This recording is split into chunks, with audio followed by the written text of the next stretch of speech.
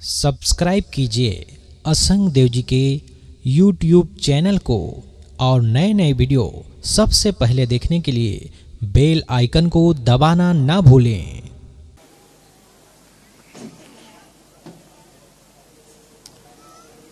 नित्य स्मरणीय विश्ववंदनीय सदगुरु कबीर साहिब पूज्य श्री क्षमादेव जी के पावन चरणों का स्मरण करके भारत देश की भक्ति भूमि बिहार प्रदेश डिस्ट्रिक्ट भागलपुर ग्राम सनोखर की पावन धरा पर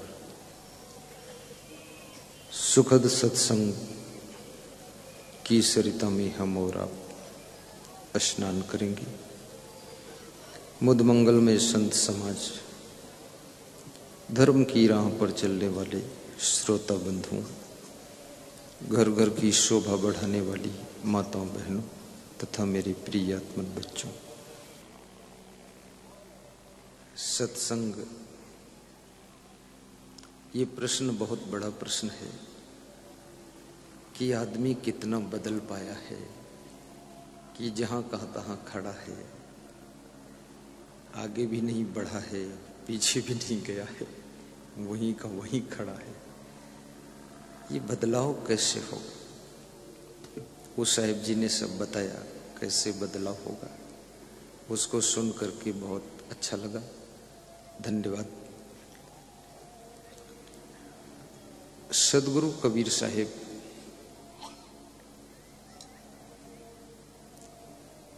मौलिक ग्रंथ बीजक में कहते हैं, सबकी अलग अलग मान्यताएं होती हैं, धारणाएं पृथक पृथक होती हैं। कोई तीरथ कोई मुंडित केशा, पाखंड मंत्र भरम उपदेशा।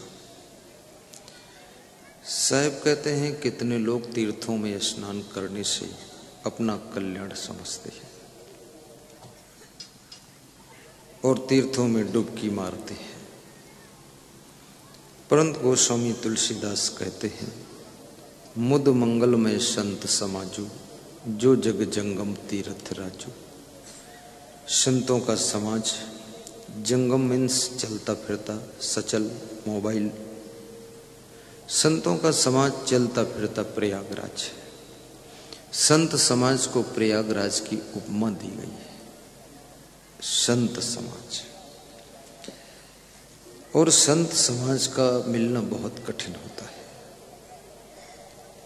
और जहां संत समागम हो, संत समाज हो और संतों के विचार प्रवाहित हो रहे हों, उसे प्रयागराज कहा जाता है। और ऐसे प्रयागराज में डुबकी लगाने से मन वाणी कर्म तीनों पवित्र हो जाते हैं। और जब मनुष्य का मन पवित्र हो जाता है तो कबीर साहब कहते हैं, कबीर मन निर्मल भया जैसे गंगा नीर, पाछे पाछे हरि फिरे कहत कबीर कबीर। मन का निर्मल होना कोई साधारण बात नहीं है, बहुत बड़ी बात है। आपका कमरा है, कमरा की खिड़कियां बंद हैं, दरवाजा बंद है, रोशनदान बंद है। 1 महीने तक उसे बंद रखिए और 1 महीने बाद दरवाजा खोलिए, आप अंदर जाइए तो आप एक आश्चर्य में डूब जाएंगे। कहीं से भी कुछ भी रास्ता नहीं था और कहीं कुछ खुला भी नहीं था, लेकिन भीतर फिर भी धूल जमी हुई मिलेगी, आपको मिट्टी जमी हुई मिलेगी, कचरा मिलेगा और उसको तुम आधा घंटे साफ करोगे। सभी दरवाजे बंद हैं, खिड़कियां बंद हैं, ये कचरा कहां से आ गया? ऐसे ही ये मनुष्य का मन है। इस मन में कचरा बहुत जल्दी आता है, और कचरा भी और कुछ नहीं है, कभी काम वासना के विकार आ जाते हैं, कभी लोभ की लहर आ जाती है और कभी क्रोध की ज्वाला जल उठती है, कभी ईर्ष्या और कभी मोह आकर्षित करता है, और कभी अहंकार भी आता है कि हम किसी से कम नहीं, देख लूंगा उनको। और कभी आलस्य भी आता है, आलस्य भी एक कचड़ा है। कभी मनुष्य के मन में भाइयों और बहनों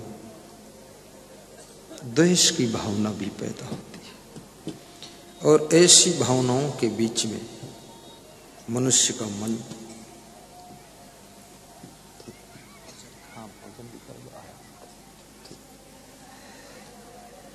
और ये संसारी जीवों में आप देखते होंगे कभी कभी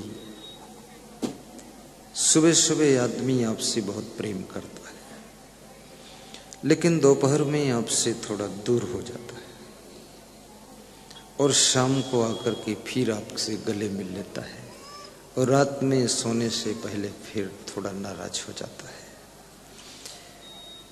गिरगिट रंग बदलने में देर करता है, लेकिन आदमी बहुत जल्दी इसका स्वभाव भी चेंज होता है। इसलिए मनुष्य चाहता है कि हमसे जितने लोग जुड़े हुए हैं सबके अंदर प्रेम रहे, करुणा रहे, हमारा ख्याल करें लोग। जो आपसे कभी प्रेम नहीं करता है और वो कभी प्रेम ना करे तो तुम्हें कोई दुख नहीं होता है, लेकिन जो आपसे प्रेम करता है, एक दिन प्रेम करता है, एक साल प्रेम करता है, उसके बाद वो प्रेम जब कम करता है तो तुम्हें बहुत दुख लग जाता है। और कबीर मन तो एक है, चाहे जहां लगाओ, चाहे गुरु की भक्ति करो, चाहे विषय कमाओ। साहेब कहते हैं मन तो एक है तुम्हारे पास, अब उसको चाहे जहां लगा दो। इसलिए हिंदू धर्म में एक बहुत अच्छी बात बताई गई कि एक पत्नी व्रत और एक पति व्रत, ये गृहस्थ आश्रम का बहुत बड़ा व्रत होता है। क्योंकि जब कोई पति दूसरी पत्नी ले आता है या दूसरी कोई औरत से प्रेम करता है तो पहली वाली पत्नी से प्रेम उसका स्वाभाविक कम हो जाता है। जब कम हो जाता है तो इस प्रथम पत्नी को बहुत दुख होता है कि अब हम कोई काम की नहीं रह गई, बेकार हो गई है। इसलिए हिंदू धर्म में भगवान श्री राम को मर्यादा पुरुषोत्तम कहा गया और उन्होंने एक पत्नी व्रत का पालन किया। हालांकि सुपर्णखा आई थी और कहती थी हमारी आपकी जोड़ी अच्छी रहेगी। सुपर्णखा ने अपने आप जोड़ी तय कर ली थी कि भगवान के साथ जोड़ी लगाऊंगी, लेकिन याद रखना राम की जोड़ी तो सीता के साथ लग सकती है, सुपर्णखा के साथ नहीं लग सकती है। जोड़ी जिसके साथ लगना है उस जोड़ा के काबिल जोड़ी होनी चाहिए। अगर राम जैसा पति सुपर्णखा चाहती है तो सुपर्णखा को सीता जैसी नारी बन जाना चाहिए, और सीता जैसी पत्नी तुम चाहते हो तो राम जैसे पति आपको बनना पड़ेगा। और राम जैसे पति बन जाओ तो सीता तुम्हारा जनकपुर में इंतजार कर रही है। धनुष तोड़ना तो एक बहाना है, बाकी सीता को तुमको पाना है। और यदि सीता जैसी तुम नारी बन जाओ तो अयोध्या से राम ढूंढते ढूंढते तुमको जनकपुर आकर खुद मिलेंगे। तुमको राम के पास में लंका से उड़ के नहीं जाना पड़ेगा और जबरदस्ती भी नहीं करना पड़ेगा। राम बनो तो सीता मिल जाएगी, सीता बनो तो राम मिल जाएंगे। स्वयं अच्छे बनो। तो एक पत्नी व्रत का नियम हिंदू धर्म में रहा है। तो प्राय हिंदू लोग 2 शादियां बहुत कम करते हैं। कुछ लोग करते हैं जिनको पत्नी के बच्चे नहीं हो रहे हैं तो बच्चों के कारण दूसरी शादी करते हैं, या पत्नी मर गई तो दूसरी शादी करते हैं, या पत्नी भाग गई पहले वाली तो दूसरी करते हैं, या पत्नी ने कोर्ट में जाकर केस लगा दिया, नाराज हो गई तो भी दूसरी करते हैं। लेकिन कुछ लोग ऐसे होते हैं दूसरी शादी तो नहीं करते लेकिन दूसरी स्त्री से संबंध रखते हैं, वो चुपके चुपके, और जब उनकी पत्नी को पता चलता है तो बहुत दुखी होती है कि ये सब क्या हो रहा है, और उसके मन में ऐसा होता जीना बेकार है। तो कभी कभी स्त्रियां जहर खा लेती हैं, कभी कुएं कूद जाती हैं, कभी आत्महत्या करती हैं। लेकिन याद रखना, ऐसी भी अगर घर में परिस्थिति है तो भी जहर मत खाना, आत्महत्या मत करना, क्योंकि ये सोचना कि तुम्हारे भाग्य में यही था, अब उसको सहन कीजिए, बर्दाश्त कीजिए, जिंदगी का अंत मत कीजिए, भक्ति में मन ज्यादा लगाइए और भक्ति भाव कीजिए, सत्संग में रुचि बढ़ाइए, तो आपके पुण्य बढ़ेंगे, धीरे धीरे आपका पति भी सुधर जाएगा। परंतु वह पति महान है जो एक पत्नी व्रत का पालन करता है, और वह स्त्री भी नारी महान है जो एक पति व्रत का पालन करती है। मन को कितना चंचल कर लो, ये मन कहीं संतुष्ट तो होता नहीं है। सुना जाता है कि एक महात्मा गंगा के किनारे रहते थे और वहीं पर उनका आश्रम था, कुटिया थी। कुछ गांव के लोग आते रहते थे, उनकी समस्या का समाधान करते रहते थे।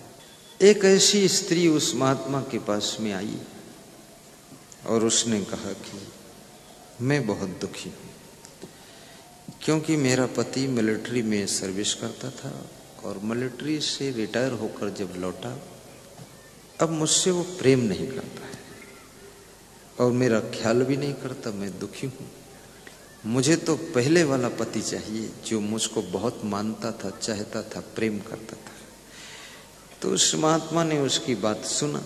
देखिए, महात्मा तो महात्मा हो गया, घर बार छोड़ दिया, गृहस्थी छोड़ दिया, लेकिन गृहस्थ लोगों का झंझट उसको सुनना पड़ता है, और गृहस्थ लोगों की सब बातें सुननी पड़ती हैं और उनको कुछ कुछ बताना पड़ता, आशीर्वाद देना पड़ता। तो उस महात्मा ने कहा कि ये समस्या तो बहुत बड़ी है, लेकिन तुम आकर मेरे सामने खड़ी है तो चलो मैं कुछ करता हूं। अगर एक काम तुम करो तो इस समस्या का हल हो जाएगा। बाघ, सिंह, शेर का एक बाल ले आओ, उस बाल पर मैं कुछ करूंगा, उस बाल से ये बात बन सकती है। बोले ठीक है। तो उस स्त्री ने सोचा, शेर का बाल लाना भी जान खतरे में है, कहीं ऐसा ना हो कि बाल लेने जाऊं और मैं ही फाइनल हो जाऊं, तो न रहेगा बांस न बजेगी बांसुरी, महात्मा को समस्या हल ही नहीं करनी पड़ेगी। हो सकता है ये महात्मा बाल लेने के लिए इसीलिए भेज रहा हो कि बार बार ये बवाल लेकर आएगी, इससे अच्छा बाल लेने जाए तो बवाल भी खत्म हो जाए, शेर मार डालेगा इसको। लेकिन महात्मा की ऐसी सोच नहीं थी, महात्मा की सोच कुछ और थी। तो स्त्री ने कहा कि बाल लाने में कोई खास बात नहीं, मैं अभी जाती हूँ। वो जंगल को गई और जंगल में जब पहुंची तो वहां जब शेर ने दहाड़ लगाई, शेर गरजा, तो उस स्त्री का कलेजा कांप गया। उसने कहा बाल जाने दो, भाड़ में जिंदगी बचाओ, वापस लौटो। तो भाग कर वापस आ गई और महात्मा से कहा, महात्मा जी बाल तो शेर का नहीं मिलेगा, कोई भैंस वैंस का बाल चाहिए तो ला दूंगी तो महात्मा ने कहा भैंस के बाल से काम नहीं चलेगा, शेर का ही बाल चाहिए। तो दूसरे दिन फिर वो स्त्री गई हिम्मत करके जंगल में, तो जहां शेर घूम रहा था उसके थोड़ा पड़ोस पहुंची। शेर ने स्त्री को देखा लेकिन स्त्री के ऊपर हमला नहीं किया, और क्योंकि शेर भूखा नहीं था तो दूसरी तरफ चला गया। लेकिन स्त्री को डर लगा तो भागकर फिर वापस आ गई। फिर उसने सोचा क्या करूं मैं। तो तीसरे दिन फिर गई और जा करके 5 किलो मांस के टुकड़े ले गई। और शेर को जब देखा तो शेर के सामने उसने मांस का टुकड़ा फेंक दिया। तो शेर बैठकर खाने लगा। फिर दूसरा टुकड़ा फेंका, तीसरा फेंका, चौथा, 4, 5। तो शेर ने सोचा ये तो कोई ऐसा व्यक्ति आया है जो मेरा भी ख्याल करता है। और शेर के सामने मांस के टुकड़े फेंक कर वापस चली आई। शेर खाया और दूसरे दिन उसी टाइम वो शेर उसी जगह पहुंचा और फिर इंतजार में बैठा था, आज फिर कोई आएगा तो मांस खिलाएगा। वो स्त्री ठीक उसी टाइम वहीं पर पहुंची और उसने फिर मांस ले जाकर मांस के टुकड़े उसको दिए। तो शेर खाया। तो धीरे धीरे वो शेर के पास चली गई और शेर से दोस्ताना हो गया, शेर से प्रेम हो गया और शेर के सिर पे हाथ भी सहलाया और फिर चुपके से कैंची से एक बाल काट लिया। शेर का बाल काट कर ले आई और महात्मा को बाल दिया। महात्मा ने जब शेर का बाल देखा तो महात्मा को होश उड़ गया कि अरे इतना हिम्मत वाली स्त्री इतना बुद्धिमान है, कैसे ये शेर का बाल काट कर लाई है। तो महात्मा ने कहा कि अच्छा ये बताओ ये शेर का बाल तुम कैसे लाई हो। तो उस स्त्री ने बताया कि जब प्रथम दिन मैं गई थी तो शेर जोर से गरजा तो मैं डर गई और भागकर वापस आ गई। और दूसरे दिन जब गई मैं तो शेर के थोड़ा निकट तक गई और शेर मुझे देखकर दूसरी तरफ चला गया पर मुझे खाया नहीं। फिर तीसरे दिन मैं सोच विचार कर गई कि शेर को अगर बस में करना है तो मांस का टुकड़ा फेंका जाए। तो मैं 5-6 किलो मांस ले गई और टुकड़ा टुकड़ा डालकर शेर को खिलाया। और दूसरे दिन शेर मेरा इंतजार कर रहा था कि फिर वो औरत आएगी और मांस खिलाएगी। मैं उसी टाइम पहुंची और शेर को फिर मांस के टुकड़े डाला और मांस खिलाया और शेर बड़ा खुश हुआ। उसके सिर पे हाथ मैंने सहलाया, शेर से दोस्ताना हो गया, प्रेम हो गया, शेर खुश हो गया, शेर पूंछ हिलाने लगा और मैंने चुपके से कैंची से एक बाल काट लिया, उखाड़ा नहीं। देखो बुद्धू होता तो शेर का बाल उखाड़ता, उखाड़ता तो खींचता और खींचता तो उसके दर्द होती और दर्द होती तो फिर वो मार डालता। तो कैंची से काट लिया। कोई भी काम करो बुद्धिमानी से करो, समझदारी से करो, उदंडता से मत करो। और बाल लेकर मैं आ गई, आप ये बाल लीजिए। तो महात्मा हंसा और बोला कि आप बहुत कलाकार हैं। और उस बाल को महात्मा के सामने एक धूनी जल रही थी, आग जल रही थी। कुछ महात्मा लोग धूनी तापते हैं, तो उस धूनी में जलती हुई आग में महात्मा ने शेर के बाल को डाल दिया और शेर का बाल जल गया, राख हो गया, खत्म। तो उस महिला को गुस्सा आ गया, बोले इतनी मेहनत से जान हथेली पर लेकर एक बाल लाई थी, तुम बता रहे थे कुछ बाल में करेंगे मंत्र मंत्र, और उसको आग में डाल दिया, वो जल गया। मेरा पति कैसे सुधरेगा फिर, वो मुझसे प्रेम नहीं करता। तो महात्मा ने कहा कि बात बाल की नहीं है, बात शेर की है। शेर जो इतना खुंखार प्राणी है और उसको तुमने मांस के टुकड़े फेंक कर खिलाकर दोस्ताना कर लिया और एक बाल काट कर ले आई। आपका पति कोई शेर तो है नहीं, तो उसको तुम प्रेम के टुकड़े डालकर, स्नेह के टुकड़े डालकर सेवा करके उसको भी अपने बस में कर लो, तो तुम्हारा पति तुमसे प्रेम करने लग जाए। तो उस स्त्री ने कहा कि हाँ ये बात तो सही, मेरे में भी थोड़ा कमी आई है, मैं भी प्रेम से उनसे बोलती नहीं हूँ, गुस्सा में बात करती हूँ, इसलिए संबंध बिगड़ रहे हैं। जिस व्यक्ति से तुम क्रोध में बात करोगे उससे तुम्हारे रिश्ते बिगड़ जाएंगे, संबंध बिगड़ जाएंगे। और जब जब तुमको ज्यादा गुस्सा आएगी तब तब रिश्तों में कड़वाहट पैदा होने लगेगी। इसलिए याद रखना, रिश्ते बड़ी मुश्किल से बनते हैं और रिश्ते बड़ी तरकीब से निभते हैं। और रिश्ते टूटने, थोड़ी सी गलती से रिश्ते टूट जाते हैं और रिश्तों की मधुर माला बिखर जाती है। इसलिए रिश्ते कम हो या ज़्यादा हो, लेकिन जितने हों उन रिश्तों को निभाने के लिए प्रयत्न कीजिए। कि रिश्ते निभ जाए। और किसी से परिचय करोगे तो ठीक है, अति परिचय करोगे तो राग द्वेष शुरू हो जाएगा।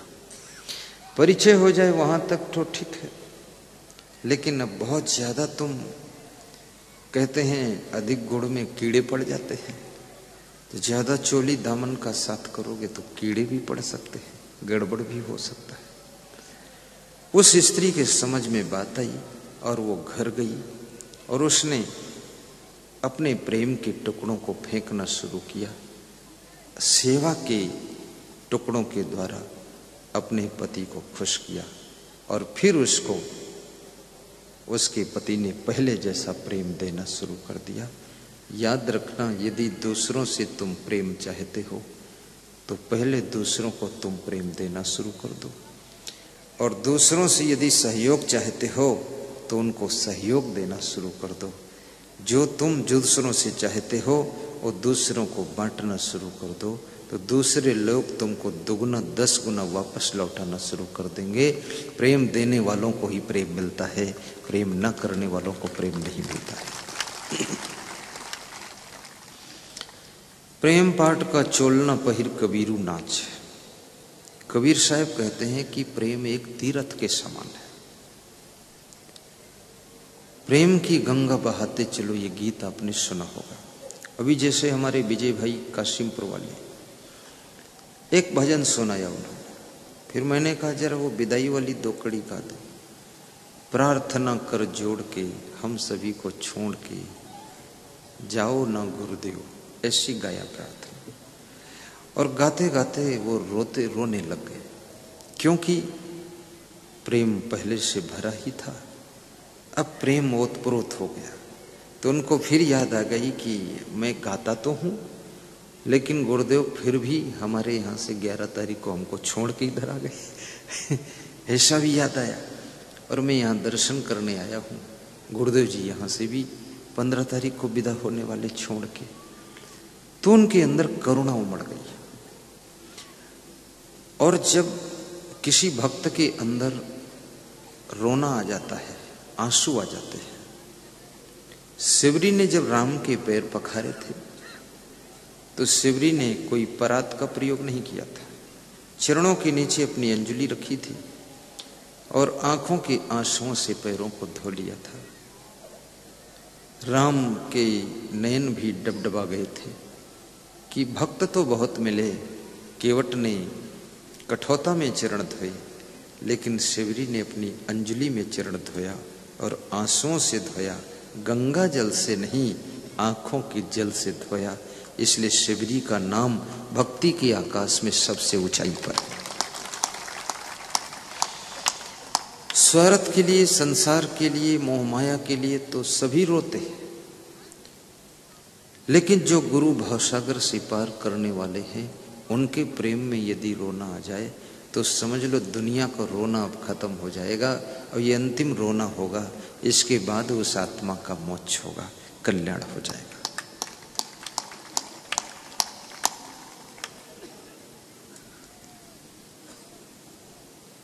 कोई तीरथ कोई मुंडित केशा। कबीर साहब कहते हैं कितने लोग मुंडन कराने में मोक्ष मानते हैं कि मुंडन हो जाए बस मोक्ष हो जाएगा। इसलिए मैंने प्रयागराज में देखा बहुत से लोग मुंडन कराए हुए थे वहां, और बड़ी धारणाएं हैं जिनके बारे में मुझे पूरा पता भी नहीं। प्रयाग में मुंडन कराया, गंगा में डुबकी लगाया, काशी में विश्वनाथ का दर्शन किया और अयोध्या में जाकर के राम जन्मभूमि के सरजू में वो बाल फेंक दिए। क्या क्या लोगों ने नाटक बना रखी है। मैं एक बार अयोध्या गया, वहां हजारों लोग मुंडन कराए बैठे थे, ठंडी में कप रहे थे, कपड़े भी नहीं पहने थे, केवल अंडरवियर। महिलाएं भी मुंडन कराए बैठी थी, कोई केरल तरफ की थी, कहाँ की थी। तो मैंने कहा ये क्या बात है। बोले यार सरयू के किनारे अयोध्या में मुंडन करा दे तो उसके सब पाप कट जाते हैं। मैंने कहा खोपड़ी के बाल बनाने से पाप कटने का क्या रिश्ता है। बोले आपको नहीं पता चलेगा क्योंकि आप संत हो, ज्यादा पाप करते भी नहीं हो। हम संसारी जीव हैं, रोज ही पाप करते हैं और रोज करते हैं, रोज कहाँ धोए जाकर। साल में एक बार आकर अयोध्या में सब खोपड़ी घोटा के मुंडन करा के सरयू में डुबकी लगा के सब पाप धो देते हैं।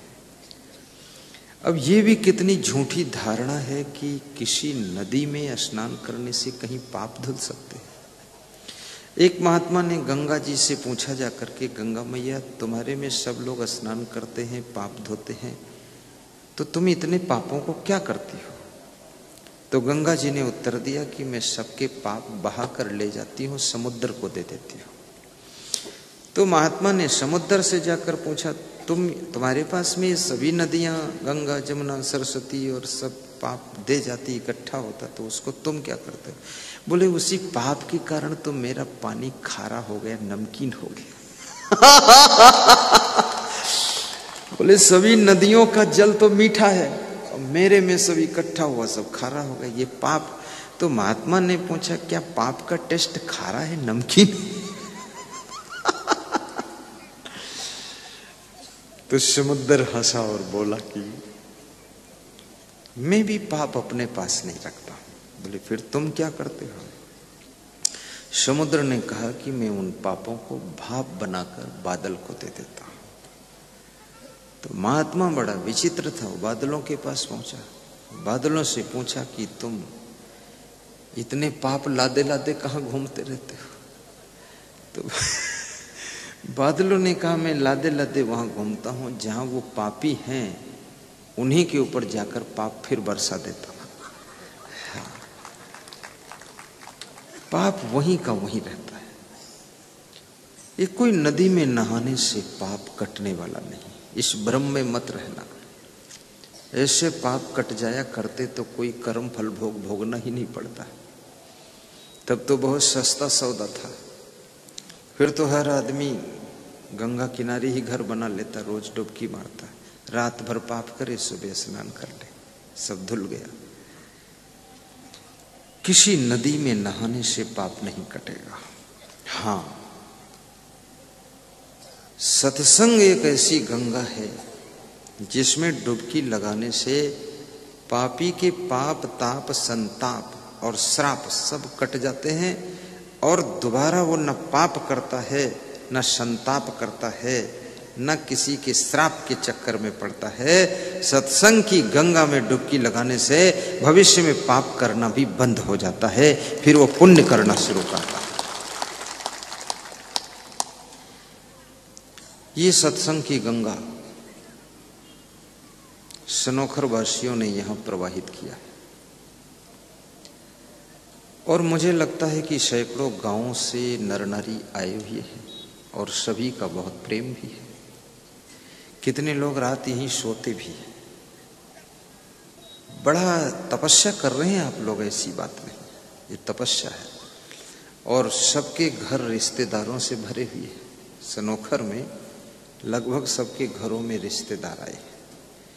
रिश्तेदार भी होशियार है कि आम के आम गुठलियों के दाम, मेहमानी की मेहमानी, और सत्संग सुन लो तो गुठली के दाम मिल गए। तो सत्संग भी सुन लेते, मेहमानी भी हो जाती है और लोगों को भी अच्छा लगता है कि मेहमान आए तो घर में चहल पहल भी है, अच्छा है, सेवा हो जाएगी उनकी और साथ में सत्संग भी सुन लेंगे। मेहमानों को भी सद्बुद्धि मिल जाएगी, मेहमानों का थोड़ा सुधार हो जाएगा। क्योंकि जो तुम्हारा मेहमान है, रिश्तेदार है, उसके सुधार की भी आवश्यकता है। यदि कोई आपका रिश्तेदार दारू पीता है या कोई और गलत काम करता है तो उसके लिए भी तुमको टेंशन करना पड़ता है, और वो सत्संग में आएगा तो उसका भी बदलाव होगा, उसका भी कल्याण होगा। और सत्संग का प्रभाव तो पड़ता है। क्यों पड़ता है? क्योंकि मनुष्य एक सामाजिक प्राणी है और संगत का असर उसके ऊपर पड़ता है। संगत से सुख उपजे, कुसंगत से दुख होए, कहें कबीर ता जाइए जहां अपनी संगत हुए। कबीर साहब कहते वहां जाओ जहां तुम्हारी आत्मा को शांति मिलती है, फालतू लोगों के पास मत बैठो। मैं राजस्थान में गया था तो एक गांव मरायता है, वहां झालावाड़ जिले में, राजस्थान में। तो उस मरायता गांव के भक्त मुझे पधरौनी लिए जा रहे थे, तो मैं उन्हीं की गाड़ी में बैठा था। तो उनसे मैंने कहा कि लाल जी, ऐसा नाम था कुछ लाल। मैंने कहा आप सत्संग में बहुत आते हैं? बोले बहुत तो नहीं आता हूं, लेकिन आपके सत्संग में बहुत कुछ सीखने को मिलता है, इसलिए हम भी आते हैं और एरिया के सब लोग आते हैं। और जिसके सत्संग से कुछ खास सीखने को नहीं मिलता, फिर हम नहीं जाते, फिर टाइम पास हो जाता। कुछ सीखने को मिले, कुछ हमको जीने का ढंग मिले। थोड़ी दूर आगे बढ़े तो एक रपटा आया। रपटा मतलब राजस्थान में जहां जहां नाला होता, नदी होती है, तो उसके ऊपर पुल नहीं बनाते। उस नदी में गहरा गहरा ही वो पत्थर का सड़क बना देते हैं। और जब बाढ़ आती है तो रास्ता रुक जाता है, लोग इंतजार करते हैं।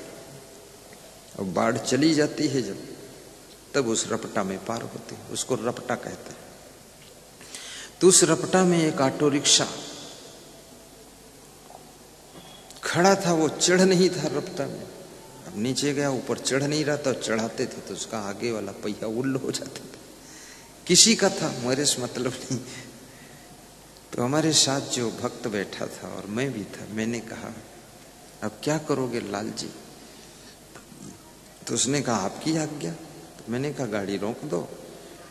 इसका ऑटो रिक्शा जो है 4-5 लोग जुट के, संत लोग जुट के, और आगे इसको पकड़े रहो, दबाए रहो और ढकेल के ऊपर बराबर में कर दो, नहीं तो उलट जाएगा, पीछे कुल हो जाएगा। तो उसके रिक्शा को ढकेल के और 4-5 संत और भक्त जुट के कर दिया। तो रिक्शा वाला बोला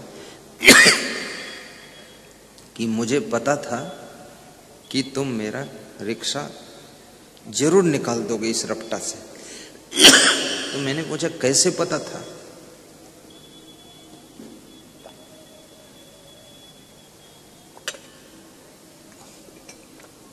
तो उसने बताया कि हम आपका सत्संग टीवी में सुनते हैं, और मैं जानता था ये संत जी की गाड़ी आ रही, नाम लिखा हुआ है, करेंगे मदद जरूर। शाम हो रही थी, गुरुजी फंस जाते, यहाँ कौन निकलवाता अंधेरे में, आपने धक्का मरवा दिया। तो मैंने कहा धक्का मारने के लिए तो कबीर साहब ने लिखा है बीजक में कि दे धक्का दुई और 2 धक्का और मार दो, निकल जाए गाड़ी उसकी।